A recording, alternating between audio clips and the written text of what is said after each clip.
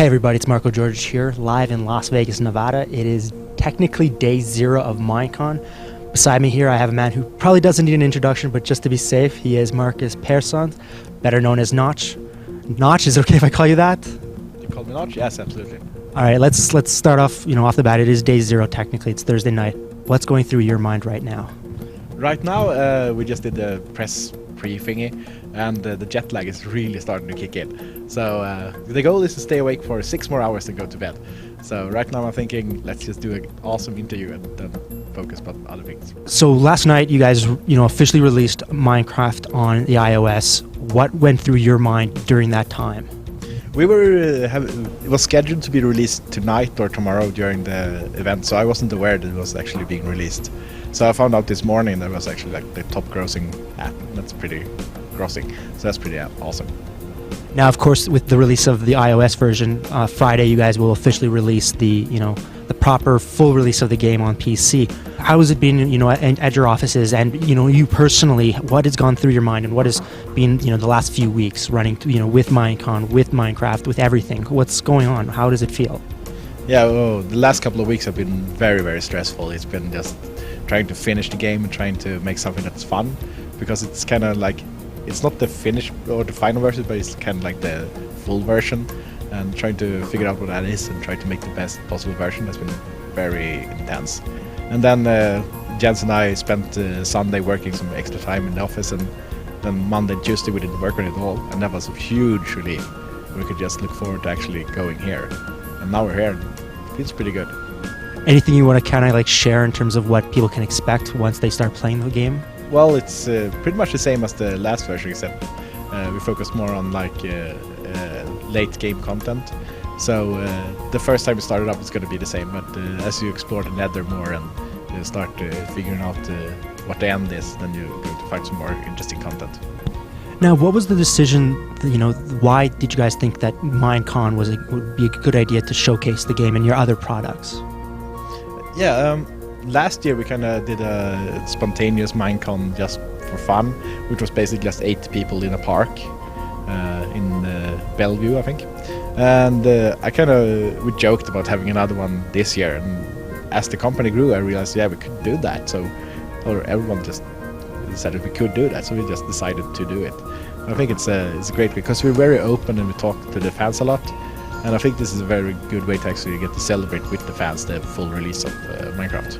MineCon isn't just about Minecraft. There's, you guys are showing a lot of other things. What can people expect to see over the next couple of days, and what people are missing out for not being here?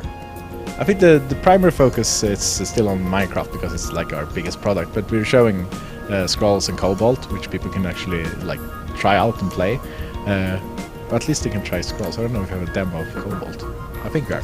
And then we also have people from the community, like mod developers and even in the game makers who made other games, just showing their stuff. Of course, we have the Xbox version playable as well. Now, did you ever expect Minecraft to be this big, that you'd actually, be in Vegas and have it, sell out, and have, people looking to get tickets and just being this popular? No, not initially when I started it now. I was kind of hoping it would make enough money so they can fund another game and just keep doing that, but it's grown, and that's very cool. Now, has there been something that you would consider as the #1 challenge you faced over the last couple of years, not necessarily with the development of the game, but just in general, being such a celebrity figure, being not recognized wherever you go, essentially? Has there been one thing that really kind of took you back and you just weren't expecting that? Yeah, I think the first time I got recognized in public was kind of scary, because I realized people knew who I was online, but there's always been a slight barrier between online and reality, and that's kind of slowly mixed since then. And, I mean, it's very cool when I go and do stuff like this. There's lots of people who know who I am, and it's a bit strange, to be honest. Are you worried about anything happening on Friday with the official launch, where an error occurs or something where it doesn't happen, nothing, they always say, you should always prepare for the worst. Are you actually prepared for the worst? Yeah, I think for me, I've been so focused on just the Minecraft release. The worst thing that happened is we actually release the full version and it doesn't work for anyone. That would be horrible. Then we'd have to roll back to the previous version and then release it when we get back to the office. That's kind of the worst case scenario. I think we're somewhat prepared for it, and doesn't really matter if that happens because we're so transparent about it. So you've got PC, iOS, Android, soon to be on XBLA. What is made different between each version of the game, and what is the experience going to be different on each on all multiple consoles? Because we did just get a brief look at the XBLA version. It looks very different in terms of the structure, the way it's placed. Are things going to start blending into one another, other versions, or are there going to be fundamental differences between each? I think the PC version is the one that drives the design of some kind of core game. Then we take it and we look at what we can do for different platforms with it. I think the most social one is probably on the phone, because you're going to be carrying that with you and you can show your level to people and you can do stuff like that with the level. That's also one of the more restricted devices. Well, phones are getting pretty powerful now though. It's very hard to do things like Monster Combat on a phone because the controls are going to be pretty bad. And on Xbox the controllers are very different from a PC.